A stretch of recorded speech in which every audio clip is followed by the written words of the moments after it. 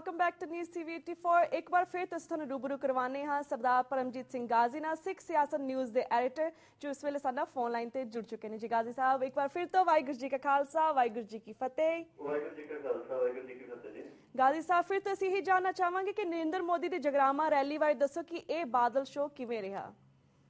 ਦੇਖੋ, ਜਿਸ ਤਰ੍ਹਾਂ ਤੁਸੀਂ ਕਹਿ ਦਿੱਤਾ ਵੀ ਬਾਦਲ ਸ਼ੋਅ ਸੀਗਾ ਜੀ, ਤੇ ਮੈਂ ਇਹਨੂੰ ਥੋੜਾ ਬਾਦਲ ਭਾਜਪਾ ਸ਼ੋਅ ਕਹਿਣਾ ਚਾਹੂੰਗਾ ਜੀ। ਇਹਨੂੰ ਕਹਿ ਲਓ ਵੀ ਮੋਦੀ ਦੇ ਹੱਕ ਦੇ ਵਿੱਚ ਜਿਹੜਾ ਇਸ ਤਰ੍ਹਾਂ ਪੂਰੀ ਇੱਕ ਲਾਮਬੰਦੀ ਪੂਰੀ ਕੀਤੀ ਜਾ ਰਹੀ ਹੈ ਜੀ, ਉਸੇ ਦਾ ਹੀ ਇਹ ਹਿੱਸਾ ਸੀਗਾ। ਹਾਂਜੀ, ਪਹਿਲੋਂ ਇਹਨਾਂ ਨੇ ਕੁਝ ਇੱਕ ਹਾਲਾਤਾਂ ਦੇ ਮੱਦੇਨਜ਼ਰ ਇਹਨੂੰ ਅੱਗੇ ਵਧਾ ਦਿੱਤਾ ਸੀ ਤੇ ਆ 23 ਫਰਵਰੀ ਨੂੰ ਇਹ ਸਾਰਾ ਹੋਇਆ ਉੱਥੇ ਜੀ।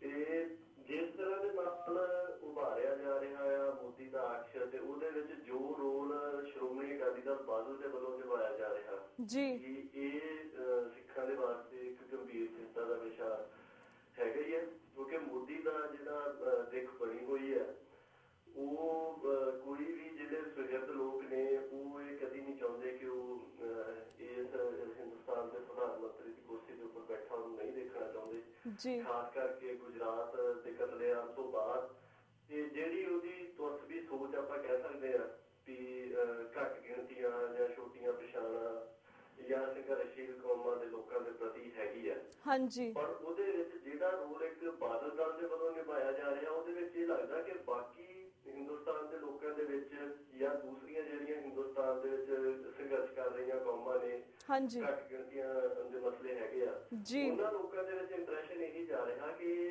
ਪੰਜਾਬ ਦੇ ਜਿਹੜੇ ਸਿੱਖ ਨੇ ਉਹ ਇਹਨੂੰ ਉਭਾਰਨ ਦੇ ਵਿੱਚ ਮਦਦ ਕਰ ਰਹੇ ਨੇ। ਬਹੁਤ ਥੋੜੇ ਲੋਕ ਨੇ ਜਿੰਨੀ ਸਾਡੀ ਇੰਟਰੈਕਸ਼ਨ ਹੁੰਦੀ ਹੈ ਬਾਕੀ ਹਿੰਦੁਸਤਾਨ ਦੇ ਲੋਕਾਂ ਦੇ ਨਾਲ, ਸੰਘਰਸ਼ ਵਾਲੀਆਂ ਕੌਮਾਂ ਦੇ ਲੋਕਾਂ ਦੇ ਨਾਲ, ਜੀ, ਤਾਂ ਬਹੁਤ ਥੋੜੇ ਲੋਕ ਨੇ ਜਿਹੜੇ ਇਸ ਗੱਲ ਨੂੰ ਸਮਝਦੇ ਆ ਕਿ ਜਿਹੜਾ ਸ਼੍ਰੋਮਣੀ ਅਕਾਲੀ ਦਲ ਬਾਦਲ ਅੱਜ ਸੱਤਾ ਦੇ ਉੱਪਰ ਕਾਬਜ਼ ਆ ਜੀ, ਇਹ ਸਟੇਟ ਦੇ ਨਾਲ ਰਲ ਕੇ ਚੱਲ ਰਿਹਾ ਔਰ ਇਹ ਸਿੱਖਾਂ ਦੇ ਅਸਲੀ ਹਿੱਤ ਨੇ ਜਿਹੜੇ ਉਹਨਾਂ ਨੂੰ ਰਿਪਰੈਜ਼ੈਂਟ ਨਹੀਂ ਕਰਦਾ। ਬਿਲਕੁਲ। ਬਹੁਤੇ ਲੋਕਾਂ ਦੇ ਵਿੱਚ ਆਮ ਇੰਪ੍ਰੈਸ਼ਨ ਜਿਹੜਾ ਆ ਉਹ ਇਹੀ ਹੈ ਕਿ ਸਿੱਖ ਇਸ ਮੋਦੀ ਦੀ ਮੁਹਿੰਮ ਦੇ ਵਿੱਚ ਸ਼ਾਮਲ ਹੋ ਕੇ ਅੱਗੇ ਚੱਲ ਰਹੇ ਨੇ, ਹਾਂਜੀ, ਤੇ ਇਸ ਤਰ੍ਹਾਂ ਦਾ ਇੱਕ ਜਿਹੜਾ ਬੈਡ ਇੰਪ੍ਰੈਸ਼ਨ ਹੈ ਮੈਂ ਕਹਿੰਦਾ ਵੀ ਉਹ ਵੀ ਇਹਦੇ ਨਾਲ ਹੋਰ ਜ਼ਿਆਦਾ ਬਣਿਆ, ਜੋ ਮਤਲਬ ਆਪਾਂ ਆਮ ਰਾਏ ਜਿਹੜੀ ਆ ਉਹ ਹਿੰਦੁਸਤਾਨ ਦੇ ਬਾਕੀ ਸੰਘਰਸ਼ ਵਾਲੇ ਕੌਮਾਂ ਦੀ ਸੁਣਨ ਦੇ ਜਾਂ ਦੇਖਣ ਦੇ ਵਿੱਚ ਸਾਹਮਣੇ ਆਈ ਹੈ।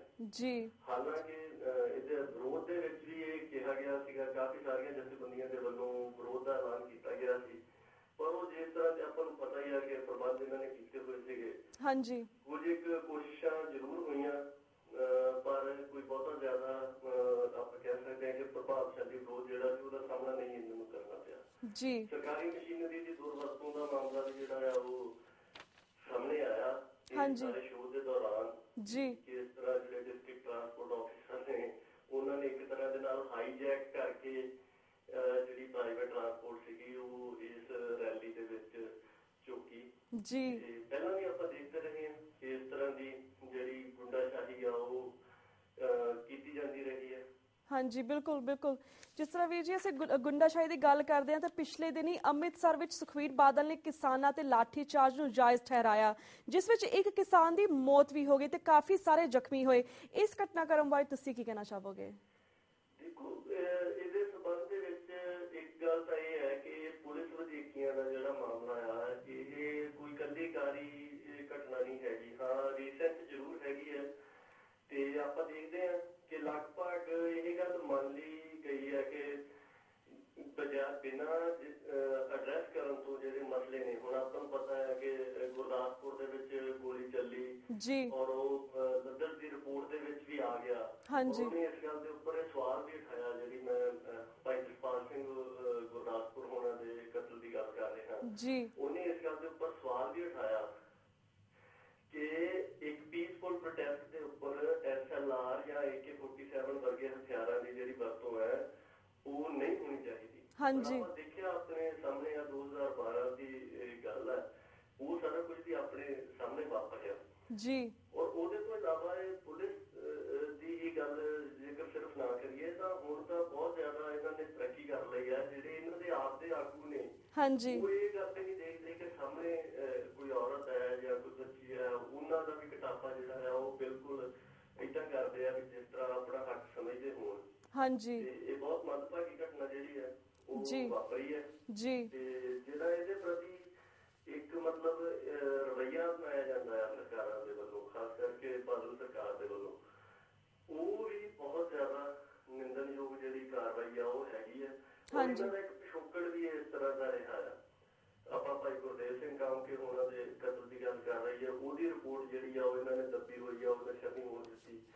ਜਾਂ ਨਕੋਦਰ ਕਾਂਡ ਦੀ ਗੱਲ ਕਰ ਰਹੀ ਹੈ ਜਿਹਦੇ ਵਿੱਚ ਗੁਰੂ ਗ੍ਰੰਥ ਸਾਹਿਬ ਦੇ ਸਤਿਕਾਰ ਦੇ ਲਈ ਸਿੰਘਾਂ ਨੂੰ ਸ਼ਹਾਦਤਾਂ ਦੇਣੀਆਂ ਪਈਆਂ ਸੀ, ਉਹਦੀ ਰਿਪੋਰਟ ਜਿਹੜੀ ਆ ਉਹ ਜਨਤਕ ਨਹੀਂ ਹੋਣ ਦਿੱਤੀ।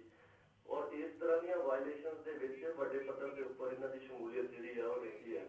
ਇਸੇ ਕੜੀ ਦੇ ਵਿੱਚ ਇਸ ਘਟਨਾ ਨੂੰ ਆਪਾਂ ਰੱਖ ਕੇ ਦੇਖ ਸਕਦੇ ਹਾਂ। ਹਾਂਜੀ ਤੇ ਗਾਜ਼ੀ ਸਾਹਿਬ, ਜਿਸ ਤਰ੍ਹਾਂ ਰੀਸੈਂਟਲੀ ਰਾਜੀਵ ਗਾਂਧੀ ਕੇਸ ਵਿੱਚ ਸੁਪਰੀਮ ਕੋਰਟ ਨੇ ਕਾਤਲਾਂ ਨੂੰ ਰਾਹਤ ਦਿੱਤੀ ਤੇ ਫੌਰਨ ਤਾਮਿਲਨਾਡੂ ਸਰਕਾਰ ਨੇ ਉਹਨਾਂ 7 ਅਪਰਾਧੀਆਂ ਦੀ ਰਿਹਾਈ ਦਾ ਐਲਾਨ ਕੀਤਾ, ਪਰ ਸੈਂਟਰ ਸਰਕਾਰ ਦੇ ਦਬਾਅ ਥੱਲੇ ਇਸ ਫੈਸਲੇ ਤੇ ਸੁਪਰੀਮ ਕੋਰਟ ਨੇ ਟੈਂਪਰੇਰੀ ਸਟਾਪ ਲਗਾ ਦਿੱਤਾ ਹੈ। ਇਸ ਸਾਰੇ ਕੇਸ ਨੂੰ ਤੁਸੀਂ ਕਿਸ ਸੰਦਰਭ ਵਿੱਚ ਵੇਖਦੇ ਹੋ, ਇਸ ਬਾਰੇ ਵੀ ਦੱਸੋ।